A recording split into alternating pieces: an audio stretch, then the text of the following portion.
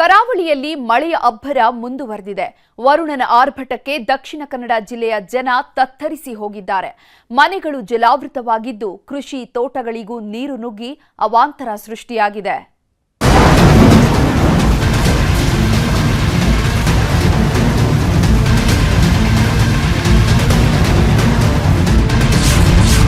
ದಕ್ಷಿಣ ಕನ್ನಡ ಜಿಲ್ಲೆಯಲ್ಲಿ ಮಹಾಮಳೆ ಅವಾಂತರ. ಮನೆ ತೋಟಗಳು ಜಲಾವೃತ, ಗೌರಿ ಹೊಳೆ ಭೀತಿ. ದಿನದಿಂದ ದಿನಕ್ಕೆ ಮುಂಗಾರು ಅಬ್ಬರ ಜೋರಾಗ್ತಿದೆ. ಮಹಾಮಳೆ ಹೊಗೆಳ್ತಿದೆ. ಮನೆಗಳ ಕುರುಹುಗಳು ಸಿಗ್ತಿಲ್ಲ.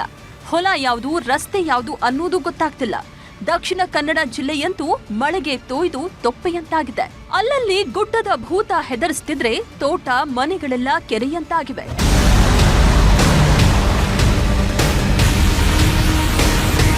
ಪುತ್ತೂರು, ಬೆಳ್ತಂಗಡಿ, ಬಂಟ್ವಾಳ, ಸುಳ್ಯ ತಾಲೂಕುಗಳಲ್ಲೂ ಮಳೆರಾಯ ಅಬ್ಬರಿಸಿ ಬೊಬ್ಬರಿಯುತ್ತಿದ್ದಾನೆ. ಬಿಟ್ಟು ಬಿಡದೆ ಸುರಿತಿರೋ ಮಳೆಗೆ ಹಳ್ಳ ಕೊಳ್ಳಗಳು ತುಂಬಿ ತುಳುಕ್ತಿದ್ರೆ ನದಿಗಳು ಹುಚ್ಚೆದ್ದು ಹರಿತಿವೆ. 26 ವರ್ಷಗಳ ಬಳಿಕ ಗೌರಿ ಹೊಳೆ ಮೈದುಂಬಿ ಹರಿತಿದ್ದು 10 ಮನೆಗಳಿಗೆ ನೀರು ನುಗ್ಗಿ ಅವಾಂತರ ಸೃಷ್ಟಿಯಾಗಿದೆ. ಅಲ್ಲದೆ ತೋಟಗಳೆಲ್ಲ ನೀರುಮಯವಾಗಿವೆ. ಪುತ್ತೂರು ಸುಬ್ರಹ್ಮಣ್ಯ ಸಂಪರ್ಕಿಸುವ ಸರ್ವೆ ಎಂಬಲ್ಲಿ ಸೇತುವೆ ಮುಳುಗಡೆಯಾಗಿದ್ದು ಸಂಪರ್ಕ ಕಟ್ಟಾಗಿದೆ. ಸಂಕಷ್ಟದಲ್ಲಿ ಸಿಲುಕಿದ ಜನರನ್ನ ಎನ್ಡಿಆರ್ಎಫ್ ಸಿಬ್ಬಂದಿಗಳು ರಕ್ಷಣೆ ಮಾಡುತ್ತಿದ್ದಾರೆ. 1999 ಅಂದ್ರೆ 26 ವರ್ಷಗಳ ಬಳಿಕ ಇದೇ ಮೊದಲ ಬಾರಿಗೆ ಗೌರಿ ಹೊಳೆ ಭೀತಿ ಸೃಷ್ಟಿಯಾಗಿದೆ.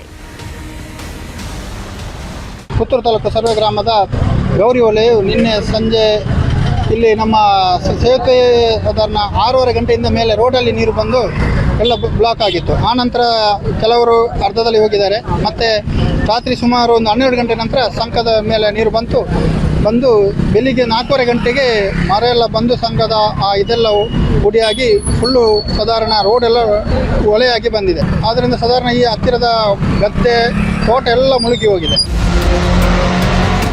ದಕ್ಷಿಣ ಕನ್ನಡ ಜಿಲ್ಲೆಯಲ್ಲಿ ಗುಡ್ಡದ ಗುಮ್ಮನ ಭಯ ಹೆಚ್ಚಾಗಿದೆ. ನಿರಂತರವಾಗಿ ಸುರಿತಾ ಇರೋ ಮಳೆಗೆ ಸೈಲೆಂಟ್ ಆಗಿದ್ದ ಗುಡ್ಡಗಳು ಧರೆಗೆ ಉರುಳುತ್ತಿವೆ.